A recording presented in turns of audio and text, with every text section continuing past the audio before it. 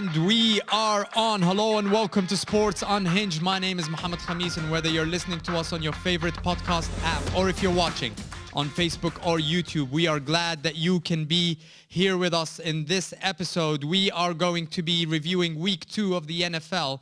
But before I do that, let me start with boxing, because we had one of the all-time great fights on Saturday night in the T-Mobile Arena in Las Vegas between Gennady Golovkin and Canelo Alvarez in what is a fight that will go down in the history books as one of the greatest fights between rivals. This is a Hagler-Hearns kind of fight, and I hope we get the chance to see a third one because it definitely was close. Now, this fight ended obviously by a majority decision that went Canelo Alvarez's way. 2 judges scored the fight, 115-113 to Canelo. 1 judge scored it 114-114, which was a draw. And it was literally, it came down to a few punches, I think, at the end of the day. Now, when I watched it the first time around, I thought it was a draw. I watched it a second time, had a pen and paper, went round by round. I had Canelo win 4 of the first 6 rounds. And I had Gennady Golovkin winning 4 of the last 6 rounds. So to me, it was a draw.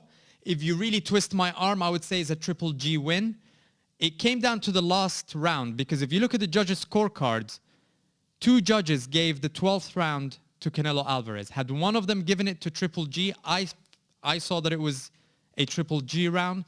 Had one of the judges done that, it would have been a majority draw, and we would have probably definitely have gotten a third fight between these two. But it was a fantastic fight.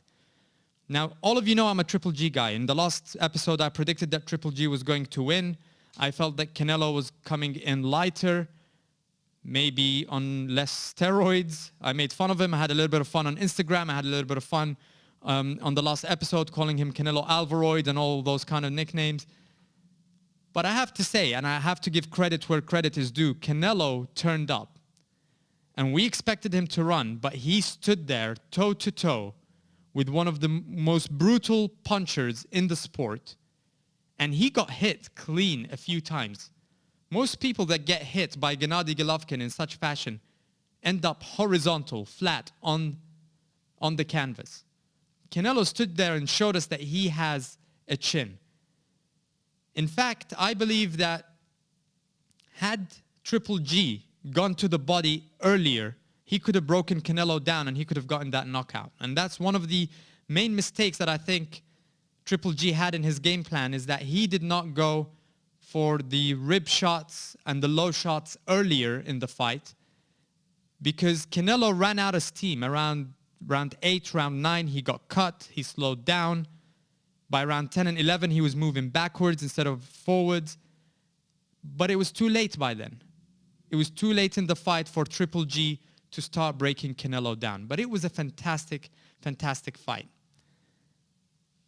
Canelo stood toe-to-toe with one of the most brutal punchers in the sport. Now, for years, Triple G was seen as this boogeyman of the sport. Nobody wanted to fight him. Whoever he fought, he knocked out. All of the main stars did not want to fight him. It was one fight that changed that, especially for Oscar De La Hoya and Golden Boy Promotions, is the fight between Triple G and Danny Jacobs that went the distance. That fight made Triple G look more human, and that's when Oscar De La Hoya decided, now it's time for me to risk my cash cow, my best fighter, against Triple G. And it worked out for them. But let's not take anything away from Triple G. Triple G will go down as one of the best pound-for-pound fighters in history. This guy has defended his belt many times over. He was undefeated. This was his first loss, and we saw how hard he took it by not giving a post-fight press conference. I would like to see a third fight, and I would like to see it sooner than later, because if we wait a bit too long, Triple G would be a year older, a year and a half older. He might be slower. We saw a bit of his age catching up in the last fight. He got tired. And Alvarez, I mean, what better way to cement your legacy than to do this, for both fighters, than to do this a third time and have a more clear winner. If Triple G comes back and beats Canelo, it would be absolutely That's it. He will set himself as one of the all-time greats. If Canelo comes back, Canelo's only 28, and he's already fought the best fighters in the sport. If he manages to get through this Triple G hurdle on the third fight, it would be absolutely fantastic. So I'm hoping that we get to see a third one. But let's not forget that in the sport of boxing, corruption is there, bad decisions are there. And one thing I want to tell the fans, I mean, you saw the reactions to this fight online. We saw Teddy Atlas on ESPN with Stephen A. Smith losing his mind, calling it a robbery, saying that it's outrageous. And Teddy Atlas, 9 times out of 10, when he has this reaction, he is right. The sport of boxing stinks when it comes to bad decisions and judging and corruption and all that kind of stuff. He did the same with this fight, and I have to say, that's not the case. Not every time your favorite fighter loses a close fight, it's a robbery. In this case, we had a fantastic fight. I had it as a draw, possibly to Triple G if you take 1 or 2 rounds. But it was a great fight, and it could have gone either way. It went Canelo's way. I'm absolutely fine with this decision. I wasn't fine with the first fight where it ended as a draw, and one judge, Adelaide Bird, gave the, 10 rounds or 8 rounds to Canelo. That was outrageous. But I have a few suggestions of how we can reduce this subjectivity in the sport of boxing. It will still be subjective. You always need judges. But instead of having 3 judges, why don't we have 5? Joe Rogan has had this as a suggestion for the UFC, and he's mentioned it on his podcast so many times. Boxing needs that as well. Why not have 5 judges? Why is it down to 3 people? Is it because it will be more expensive to bribe 5 than 3? I don't know. But if we have 5 judges, and another suggestion is if we have each round being, the scores for each round being called in between the rounds, so that the audience and the fighters know where they stand, I think it will make for some very exciting fights in boxing. It might drive the viewership way, way up in boxing. Because fighters will know, in this case, for example, Canelo Triple G, although he thought he was winning the fight, will know that he is going in with a possible draw or a loss. And that means he might have to go for the knockout. We might have seen a different approach from these fighters. And the third suggestion that I have, 5 judges, round by round score announcement. And the third one is why not have the judges in a more controlled environment? Instead of them being out there in between the crowds watching the fight through the bottom rope.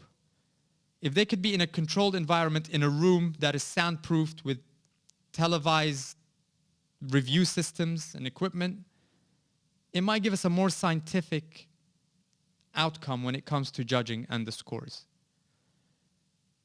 But it was a fantastic fight. It was a classic. It was an all-time great. And congratulations to Canelo Alvarez. And I hope that we get to see the third one.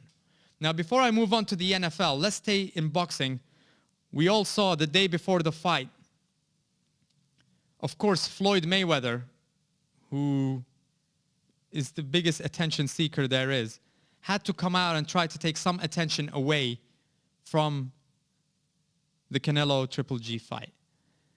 He happened to run into Manny Pacquiao in a Tokyo nightclub, and he was heard saying that he was going to come out of retirement in December to fight Manny Pacquiao once again. Now, if this is one of Floyd Mayweather's publicity stunts, like him walking into an octagon and asking people to bet on whether he was going to fight Conor McGregor in the UFC, or whether he's talking for real, I honestly don't care.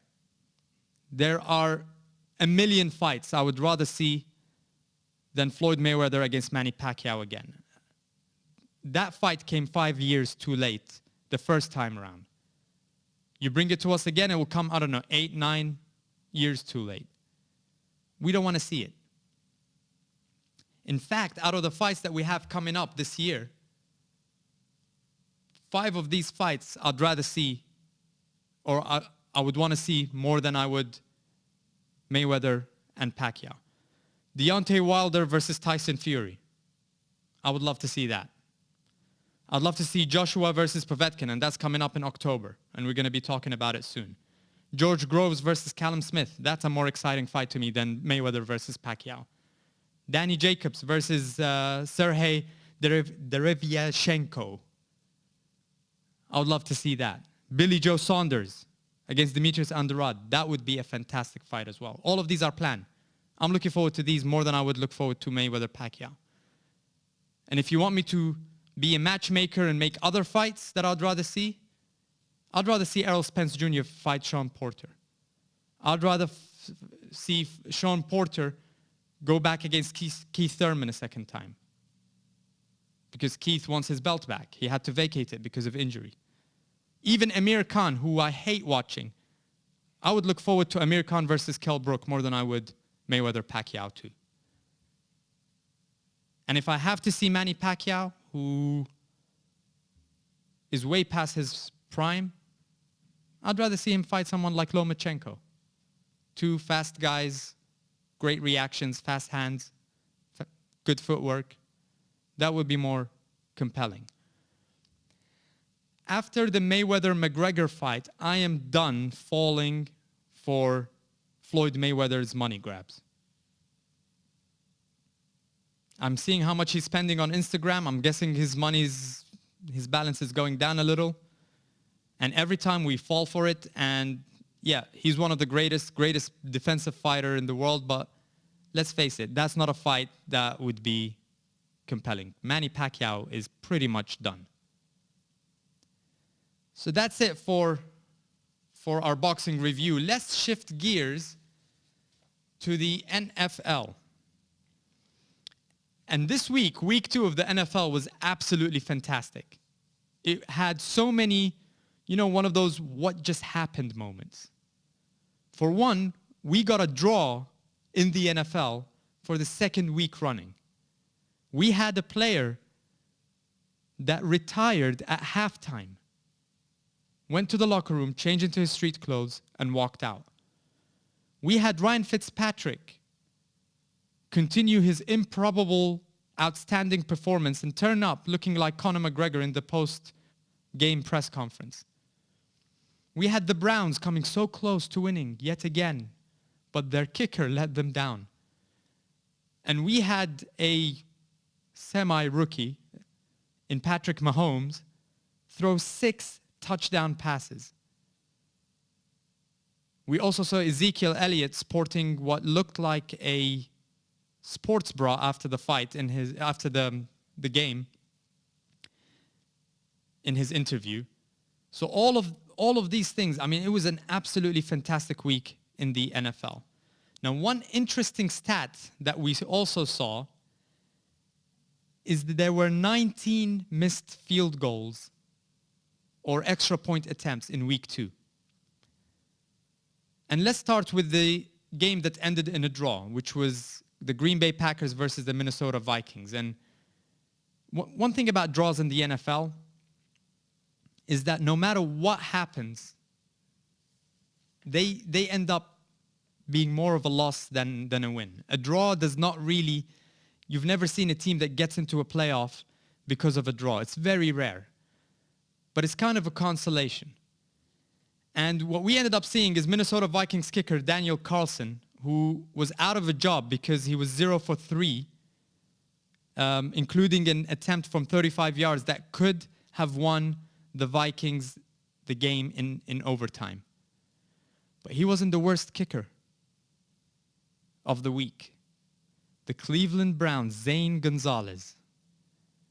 If there was somebody that embodied a curse of a city, it is this guy.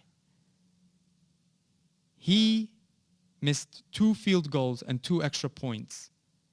That's a total of 8 points that he was responsible for. And they ended up losing 21-18 to the New Orleans Saints. He had a chance to earn redemption, but he couldn't convert that 52-yarder that would have sent the game to overtime, and they ended up losing. Now, people like Dan Bailey, who are out of a job and they're veteran kickers, their phone lines are going to be very busy this week. And I believe Dan Bailey is already interviewing, or he has a medical with the Minnesota Vikings. Let's see. But I'm still not worried about the Cleveland Browns. Their defense was absolutely fantastic. They're first in the NFL in takeaways. They've got 8 takeaways. They're 4th in sacks. That team, and I will stick with my prediction, their defense will win them 5 games at the least. Their offense will win them some games as well, and they will end up 2nd in their division. Now, Ryan Fitzpatrick had an unbelievable game. 4 touchdowns for the 2nd game running.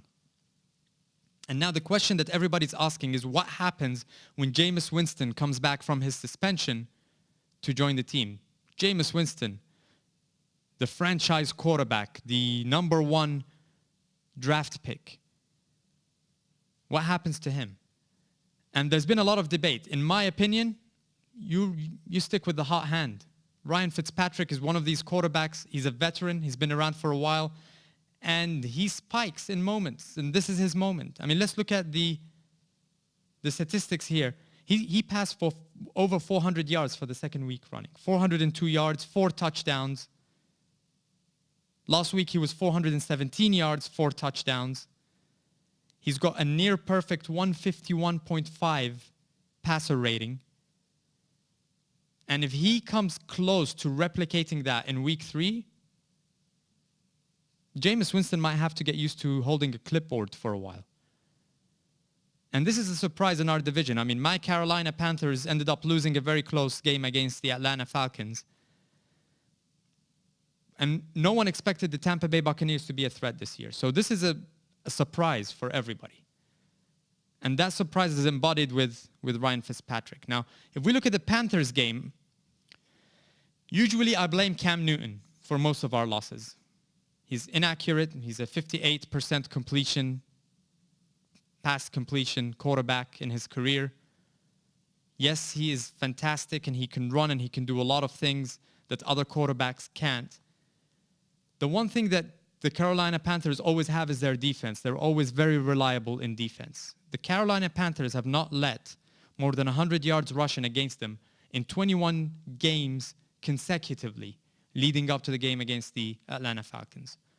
So the last thing I expected, especially with an Atlanta Falcons team that didn't have their first choice running back in Devontae Freeman, who's out injured. They were with Tevin Coleman, who's a great running back, and he's a good receiving running back as well. We conceded 170 yards rushing to the Atlanta Falcons. That's not Carolina. And I was very, very happy when I saw that Ron Rivera publicly went after the rush defense players in the team. I even saw the great Luke Kuechly, who's my favorite player in the Panthers, miss quite a few tackles. Because if we look at Cam Newton, he actually completed 71% of his passes. He was 32 out of 45. He passed for 335 yards. Christian McCaffrey did his job. He had over 140 yards receiving and rushing, actually 139 yards. Devin Funchess was 77 yards, 7 catches for 77 yards. The offense did okay, but the defense uncharacteristically threw that away for the Carolina Panthers. The Los Angeles Rams stomped the Arizona Cardinals 34-0. The Cardinals generated only 5 first downs. It's time to bring in Josh Rosen. Something has to change.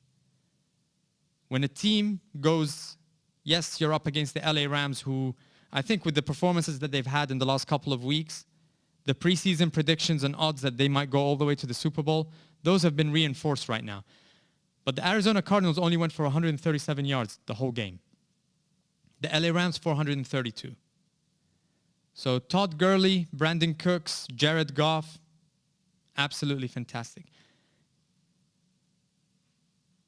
And their coach, McVay, since he took over, he's coached 18 games. 11 of those games, the LA Rams have scored more than 30 points. They have an absolutely amazing offense and an even better defense with Aaron Donald, with Marcus Peters, with Aqib Talib and Ndamukong Suh. The Rams are officially scary, guys. Now, what could be more of a joke in the NFL than the Buffalo Bills? Vontae Davis, the cornerback of the Buffalo Bills, who made it to the Pro Bowl when he was in the Indianapolis Colts. He was drafted by the Miami Dolphins. He never really lived up to expectations. He was let go from there. He went to the Colts, made it to the Pro Bowl, and then got picked up by the Buffalo Bills. This guy has made over, as a cornerback in the NFL, he's made about $50 million in his career. He was in a $2 million guaranteed contract right now with the Buffalo Bills. With incentives, he could have made up to $5 million. And this guy was sitting there in the game, getting their butts whooped, the Buffalo Bills.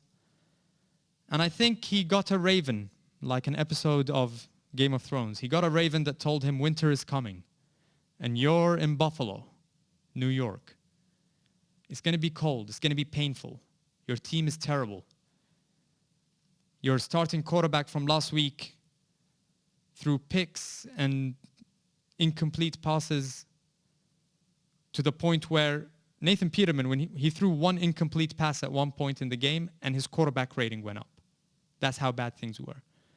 And you have Josh Allen, who's not ready yet to be an NFL quarterback. So Vontae Davis saw that and decided, I'm done. And at halftime, went to the locker room, changed into street clothes, and left the stadium. Now, later on, he put up this retirement message on Instagram.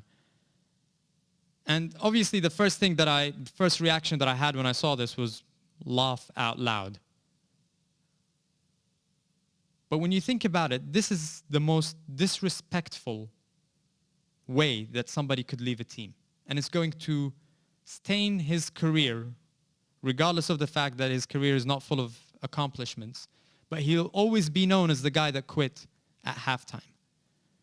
And the question that I have to ask, why go through OTAs and training camp and warm-up games and preseason games and practices, joint practices, and fight for a spot on the roster, and then suddenly decide that you don't want to play anymore?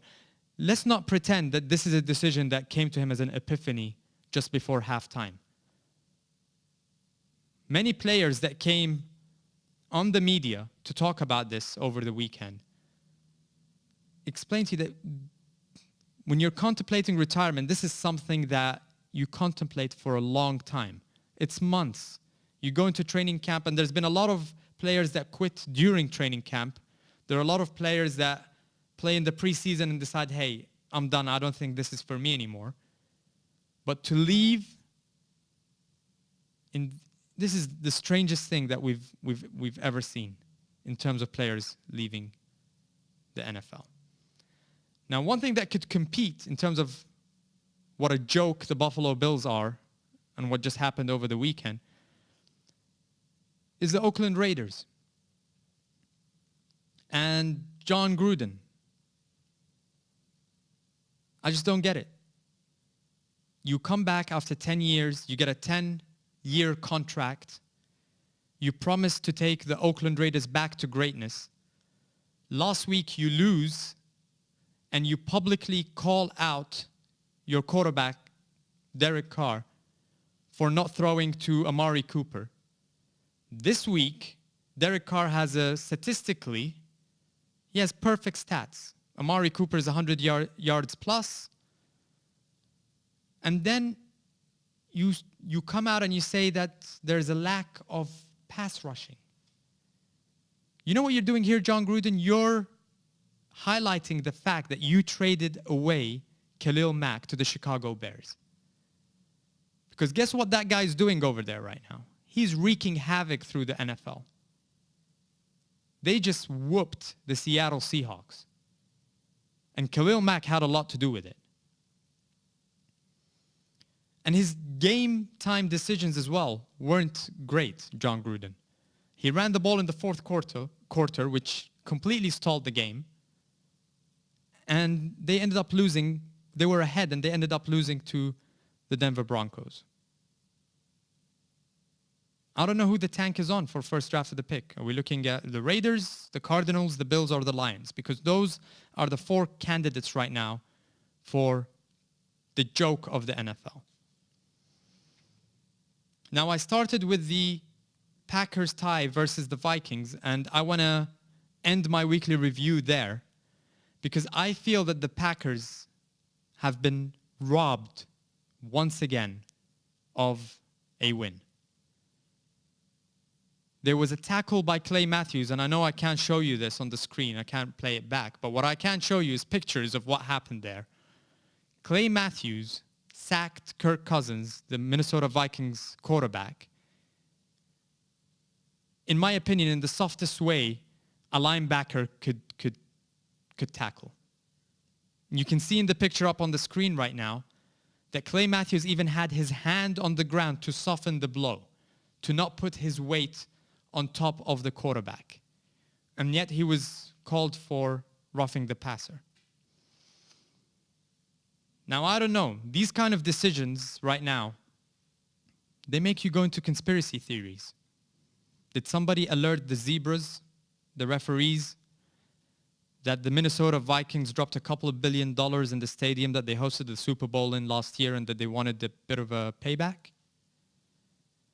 Or are we really turning the sport of football into a pillow fight? Because that's what it looks like.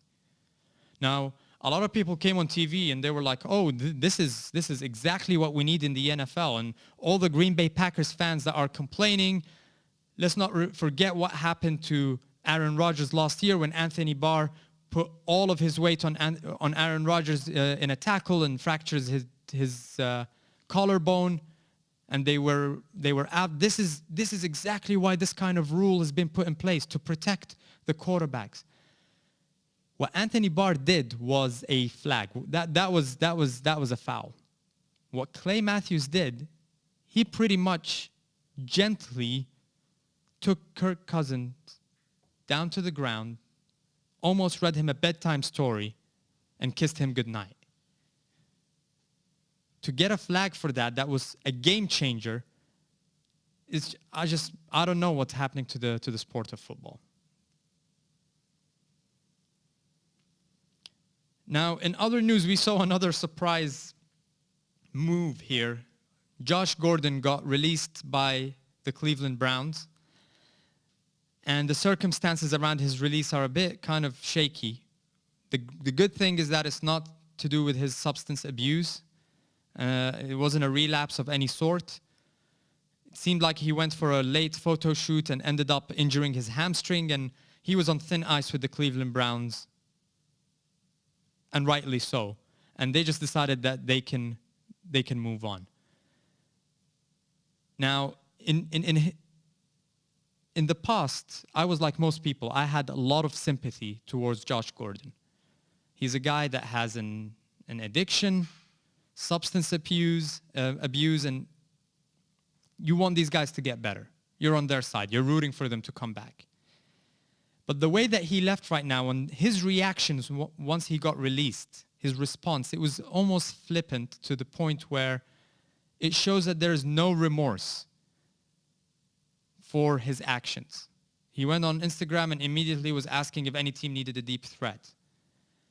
And that indicates to me that now it's no longer about you being a sick person that needs to get better, but the fact that you might have an attitude problem. I hope I'm wrong, but for a Cleveland franchise, I cannot criticize them for letting go of Josh Gordon, because that's an organization that has taken gut punch after gut punch for this guy, and to have a guy with a top 5 talent at his position. And he let the Cleveland Browns down after they stuck by him for all that time. Cleveland is desperate for heroes at the moment. And they're relying on their defense. And Josh Gordon had an absolutely fantastic touchdown at the beginning of the season. They needed a guy like him. And who does he get picked up by? The New England Patriots, for a generous 5th round conditional pick. And that pick is conditional on him starting 10 games. They clearly wanted him gone. From New England's perspective, it's daylight robbery. New England seems to me sometimes to be the rehab center that kids go to after they get released from juvenile detention. And if this works out for Bill Belichick, if he actually manages to fix Josh Gordon, this would be the steal of the century, because you're getting one of the top wide receivers in the NFL. So if that works out, and Lord knows Tom Brady needs some receivers right now, this would be absolutely fantastic. Now, let me wrap up the show with this. Mychal Kendricks, who's an ex-Philadelphia Eagle linebacker, he won the Super Bowl with the Philadelphia Eagles. He was let go. He joined the Browns. And then the Browns had to let him go because he pled guilty to insider trading. And reports were coming out that he could go to jail for up to 25 years. So the Cleveland Browns, and we saw this on the Hard Knocks documentaries, let him go. Now, I want to compare this to New England picking up Josh Gordon. I have absolutely no problem with that. You're taking a risk. It's a minimal risk. You're not spending much. You're actually paying him the minimum. And it could turn out for you. But the Seattle Seahawks ended up getting Mychal Kendricks because KJ Wright is recovering from arthroscopic knee surgery. And they had Bobby Wagner, who suffered a groin injury, and he was out of the game earlier this week.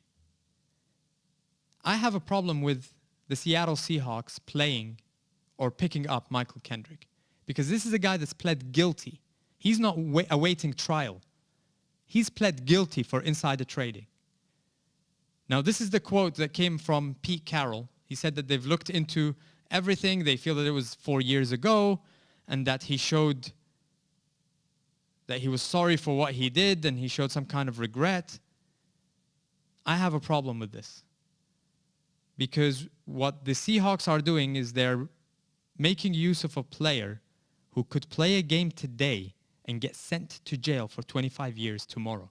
They're just waiting out the court system, the appeals. Once the appeal is done, this guy is going away for a long time. So that kind of left a sour taste in my mouth. I just don't like the way that happened. And whose place did he take? The twin brother, I forgot his name, who has a missing hand, who has been drafted with his brother this year into the Seattle Seahawks. The name escapes me right now. But what a fantastic story. He played the first game. He struggled a little bit. But for a soon-to-be convicted felon to take the place of a guy that has beaten the odds to become an NFL player, I take issue with that. Anyways, that has been our NFL and boxing rundown. Now, I know a lot of you guys are asking when is the soccer episode coming out. We've had an international break and we just had week 5 of the Premier League last week.